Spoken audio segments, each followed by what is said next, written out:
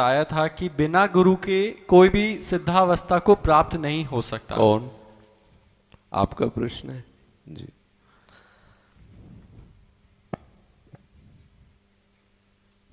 जी लेकिन महाराज जी, पूज्य भाई जी तो बिना गुरु के ही भगवत प्राप्त महापुरुष हो गए। आपने कब पढ़ा भाई जी का चरित्र? जब 5 वर्ष के थे तभी द्वादशाक्षर मंत्र की भाई जी की दीक्षा हुई। आपने पढ़ा? श्री राधे महाराज जी सुना था महाराज जी के वो उनका ना जी सेठ जी में गुरु भाव था जी। अभी पूरा आपने पढ़ा कहाँ? किसी भी महापुरुष का चरित्र आपने कहाँ पढ़ा? तो भाई जी की 5 वर्ष में दीक्षा हुई थी रतनगढ़ में निम्बार्क संप्रदाय से। आप उनके पढ़ के देखो, निम्बार्क संप्रदाय के संत से 5 वर्ष की अवस्था में भाई जी की दीक्षा हुई। इसके बाद एक दीक्षा होती प्रगट की, एक होती भाव देश में। कितने सिद्ध पुरुष जाकर भाई जी को दीक्षा दिए आपको पता है? नहीं। स्वामी राम सुखदास जी महाराज बिना गुरु के मुक्ति का जो श्रीमुख से अपने उच्चारण किया, उसमें आंतरिक रहस्य है। गुरु बन करके जो व्यभिचार करना, गुरु बन करके जो शिष्यों का शोषण करना, उसका विरोध करते हैं। नहीं तो स्वामी जी खुद दीक्षित है, स्वामी जी खुद संप्रदाय से युक्त है, राम सनेही संप्रदाय से स्वामी जी युक्त हैं। वहां स्वामी जी खुद अपने गुरु के समीप जाकर साष्टांग दंडवत होते उस आसन पे जिसमें गुरु कौन ऐसा है? स्वयं साक्षात भगवान जिनकी श्वासों से वेदों को ऋचाओं का प्रादुर्भाव हुआ, वो जब चरणों में बैठते हैं किसी को गुरु मान करके, उनको गुरु मानने की जरूरत है? साधक तो भगवत प्राप्ति के लिए गुरु वरण करता है। वही भगवान स्वयं संदीपनी जी के चरणों में बैठे हैं। जैसे सुदामा जी लकड़ी ला रहे हैं, ऐसे आप भी जा रहे हैं। वही भगवान पुष्प ला करके विश्वामित्र जी को अर्पित करके गुरु भाव से उनका सेवन करते हैं, वशिष्ठ जी के चरणों में बैठते हैं। तो इसलिए चाहे शिविरंच सम होई गुरबिन भव निधरे न कोई, आप करके देख लो, कोई करके देख ले। बाहर के कुछ साधनाएं ऐसी जिनसे आप सिद्ध हो सकते हैं, एक दूसरे के मन की बात जान लेना, आदि आदि कर लेना, लेकिन बिना गुरु की कृपा के ना तो तत्वबोध हो सकता है, ना भगवत प्रेम हो सकता है। जिस कोटि का भगवत प्रेम आप देखिए, राधा बाबा के चरित्र में पीछे सुना होगा, जो नित्य सुनते हैं, राधा बाबा जैसे महापुरुष जब भाई जी की कृपा से गोपी भाव को प्राप्त हुए, तो सब कुछ होने पर भी निकुंज में प्रवेश नहीं हो रहा था। तब ललिता स्वरूप से साक्षात उनको दीक्षा प्राप्त हुई सहचरी स्वरूप के, और तब वो फिर भी किशोरी जी के जब तक कृपा का भाजन नहीं बने तब तक लालजू का आलिंगन, ये सब आंतरिक। ऐसा नहीं है कि आप अपने तपोबल से आप प्राप्त कर सके। बड़े बड़े तपस्वी हुए हैं, लेकिन वो सब धूल धूसरी तपस्या हुई। एक चक्रवर्ती सम्राट के सामने दुर्वासा जैसे तपस्वी की तपस्या हवा हो गई। बड़े बड़े तपस्वी, हिरण्यकश्यप जैसा कोई तपस्वी हुआ क्या? क्या वो भगवत प्रेमी महात्मा थोड़ी कहा गया? क्या वो तत्वबोध संपन्न? कैसा ज्ञान उपदेश कर रहा है। जब हिरण्याक्ष का वध हुआ तो उसका उपदेश सुन लो तो ऐसा लगे कि साक्षात कोई ब्रह्मज्ञानी बोल रहा है, लेकिन वही उसी क्षण थोड़ी देर के बाद त्रिशूल उठा करके भगवान का विरोध करता हुआ गौ ब्राह्मण संतों की हत्या करना और गांव में आग लगा दे। ये कोई तपस्या हुई? ये कोई उसका ज्ञान हुआ? बिना गुरु के। सबसे पहली बात इसमें सूक्ष्म बात है कि जीव बंधा है अहंकार से, और जब तक हम गुरु चरणों का आश्रय नहीं लेते तो अहंकार, किसको गुरु बनाना, क्या गुरु बनाना? सब है तो कुछ है नहीं, वो जो है जो चाहिए वो है ही नहीं। सबसे बड़ी बात है मोक्ष मूलम गुरु कृपा। अब वो उपासक देख, उड़िया बाबा जैसे सिद्ध महापुरुष जब वर्णन करिए कि हमारे हृदय की जो निर्विकार अवस्था हुई वो गुरुदेव की कृपा से हुई। साक्षात चलते फिरते ब्रह्म पूज्यपाद सिउड़िया बाबा जी महाराज, गुरु कृपा के बिना कहीं कोई ऊंचाई पर चढ़ा हो तो हमें बता देना। गुरु कृपा के बिना नहीं, कभी नहीं, कैसे भी नहीं चला जा सकता। एक भी उदाहरण बताना कि गुरु कृपा नहीं। हाँ, ऐसा भी हो सकता है जैसे नारायण स्वामी हुए, अगर वो ना बताते तो कोई ना जानता, लेकिन उन्होंने बताया तो पता चला। नारायण स्वामी जज थे, कई बार चर्चा हुई, और उनको जब थोड़ा सा बोध हुआ तो उनको मन में आया कि सब व्यर्थ का जीवन जा रहा, मुझे भगवत प्राप्ति करनी चाहिए। तो हरिद्वार की तरफ गए, वहाँ संतों की खोज की कि कोई हमें सदगुरुदेव मिले, पर वो बहुत ही विवेकशील थे। तो उनको लग रहा था कोई ऐसा संत मिले जो सीधे हमें भगवान में प्रतिष्ठित होने वाली बात, व्यवहार का निर्वाह, जहाँ कहते मैं जज हूँ वहीं आदर होता, और जहाँ आदर होता वहाँ उनके हृदय में अश्रद्धा हो जाती है। देखो, जो सच्चे भगवत मार्ग के पथिक हैं, किसी पद प्रतिष्ठा धन मान की वो आदर वृत्ति नहीं रखते। अगर आदर वृत्ति धन मान प्रतिष्ठा की कि आप अमुक पदाधिकारी हैं तो आपने जाना क्या?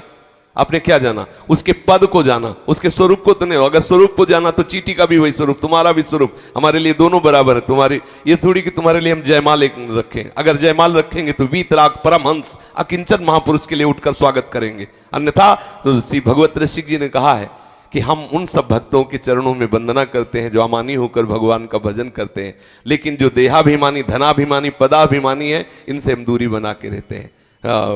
भूत भविष्य लोक 14 में भय होए हरि प्यारे, 300 व्यवहार हमारो अभिमानी तेनारे। इसलिए कहीं भी नारायण स्वामी के मन में जो मांग थी वो कहीं पूरी नहीं हो रही थी। अब उन्होंने विचार किया फिर क्या करना चाहिए, बिना गुरु के भगवत प्राप्ति असंभव, इसलिए मुझे आत्महत्या कर लेनी चाहिए। ऐसा विवेकवान महापुरुष आत्महत्या के लिए तत्पर हो गया। पहाड़ी पे चढ़ गए और जे भी कूदने हुए तो पीछे से किसी ने पकड़ लिया। पीछे मुड़ के देखा तो एक संत थे। बोले तुम गुरु की खोज कर जाओ, नारायण नारायण नारायण ऐसा जपो, टाट पट्टी की लंगोटी लगाओ और भिक्षावृत्ति से जीवन निर्वाह करो। बस वो अंतर्ध्यान हो गए। देखो पकड़ा गुरुदेव ने आके, अब बस नारायण नारायण नारायण। ऐसे सिद्ध महापुरुष हुए कि उनको जहां छू के देखो वहीं से नारायण नारायण निकल रहा है। जब यहाँ गीता वाटिका में आए तो नारायण स्वामी ने सब भक्तों को दिखाया कि नाम का कैसा प्रभाव होता है। एक नली रखते थे और कान में नली लगा के कहीं भी रख दो तो वहीं से निकलता था नारायण नारायण नारायण नारायण नारायण। तो समझे, अगर अब ये बात वो ना बताते तो और भाई जी ना लिखते तो हम यही मानते कि नारायण स्वामी ने किसी से दीक्षा नहीं ली और वो जीवन मुक्त हो गए। हो सकता है कोई महापुरुष प्रगट में दीक्षा ना लिए हो, लेकिन उसकी अव्यक्त महापुरुषों से दीक्षा हुई। बिना गुरु कृपा के कोई वो उस पद पर नहीं पहुंच सकता, पक्का पक्का, इसमें कोई संशय की बात नहीं जी। महाराज जी आगे पूछ रहे हैं, क्या भगवत ये हमें दिया है जी, क्या भगवत प्राप्त महापुरुष को भी माया चपेट में ले सकती है? जब तक उसे बोध नहीं हुआ तब तक जगा नहीं है। स्वप्न में जगने का भ्रम हो गया। स्वप्न में एक नया स्वप्न कि मैं सो रहा था, मैं जग गया, अब जग करके मैं ये कर रहा हूं, लेकिन वो स्वप्न में तो चपेट में है, अभी असली में जगा नहीं। और असली में जग गया तो स्वप्न का दुख सुख कैसा। ये उमा कहो मैं अनुभव अपना, सत हरि भजन जगत सब सपना। तो ये स्वप्न तभी तक उसे प्रभावित करता जब तक असली में जगा नहीं। वो स्वाप्निक पुरुष ही है जिसे माया चपेट में ले रही, ब्रह्मबोध संपन्न को नहीं। हाँ, माया की प्रबलता दिखाने के लिए, जैसे लीला में किसी बात को पुष्ट करने के लिए हमें वो लीला करनी पड़े, तो वो लीला कर रहे माया की चपेट में नहीं। जैसे भगवान के मोहिनी अवतार की महिमा का दर्शन कराने के लिए बोध संपन्न महादेव थोड़ी देर के लिए प्रभावित होने का वो स्वांग रचते हैं, लेकिन वो प्रभावित नहीं है, क्योंकि द्वैत में प्रभाव होता है और वो तो अद्वैत के गुरु हैं। बंदे बोधमयम नित्यम गुरुम शंकर, उनको कोई प्रभावित कर सकता है क्या? लेकिन जैसे हम तुम मिल जाएं और मिल के किसी बात को सिद्ध करना है तो उसका स्वांग रचे तो दूसरे को लगेगा कि हाँ देखो ऐसा, तो वो स्वांग रचा। उन्होंने मोहिनी का स्वांग रचा नारायण ने, और भगवान शिव ने आसक्त होने का स्वांग रचा। लेकिन जो शिव है वही नारायण, जो नारायण वही शिव है, वहां कोई दूसरा थोड़ी है। तो हम कह सकते हैं देखो भगवान शिव बोध संपन्न मोहिनी में मोहित हो गए, ये दिखाने के लिए कि भगवान की ऐसी प्रबल माया है। लेकिन ऐसे जो बोध संपन्न महापुरुष होते हैं, माया नाम की कोई वस्तु ही नहीं है, माया जो है नहीं। समझ रहे ना? तो ये बोले मरुभूमि में वो डूब गया, मरुभूमि में वो डूब गया, अब वो इतना जल में डूबा हुआ कि श्वास ही नहीं ले पा रहा, तो आपको क्या लगेगा? हंसी आएगी ना? इसलिए हंसी आएगी कि वहां तो बूंद जल रही है। ऐसे ही ब्रह्मबोध संपन्न महापुरुष के सामने ये नानात तो है ही नहीं। ब्रह्म सत्यम जगन मिथ्या से प्रारंभ हुआ उपासना का स्वरूप, और जब पहुंचा तो सर्वम खलमिदम ब्रह्म ने नानास्ति किंचन, और वो ब्रह्माहम ब्रह्मास्मि। अब उसको कैसे माया लगेगी? ना तो बोध संपन्न को लगेगी और ना प्रेमी को, क्योंकि प्रेमी जित देखूं तित श्याममयी। अब कैसे माया लगेगी? बीच वालों को लगती है, जो जगे हुए नहीं है पर जगने का उनको भ्रम हो गया है? जैसे पीतल को लेकर के हम गर्व करें कि सोना मिल गया, तो जौहरी के पास जाएगा तो दाम नहीं मिलेगा।